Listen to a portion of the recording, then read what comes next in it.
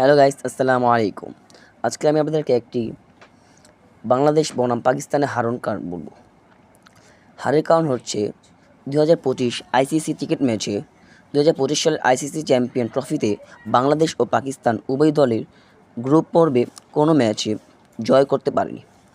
তাদের প্রধানগুলো কারণগুলো ছিল নিম্নরূপে। প্রথমত, তারা ব্যাটিং ব্যর্থতা। দুই দলই তাদের ব্যাটিং লাইন আপে ধারাবাহিকতা বজায় রাখতে ব্যর্থ হয়েছে, যা প্রতিপক্ষের বিরুদ্ধে প্রতিযোগিতামূলক স্কোর গঠনে বাধা সৃষ্টি করেছে। দ্বিতীয়ত কারণ, তারা বোলিংয়ের ধারাবাহিকতা অভাব ছিল।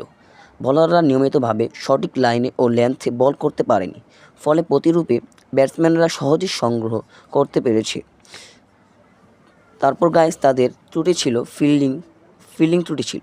ফিল্ডিংয়ে ক্যাচ মিস ও মিসফিল্ডের কারণে অতিরিক্ত রান দেওয়া হয়েছে, যা ম্যাচের ফলাফলে নেতিবাচক প্রভাব ফেলেছে। এই কারণে তারা পাকিস্তান বাংলাদেশের কাছে হারের কারণ হয়েছে। গাইস, আপনাদের যদি এই ভিডিওটি ভালো লাগে তাহলে আপনারা আমাকে লাইক দিবেন ও সাবস্ক্রাইব করবেন, কমেন্ট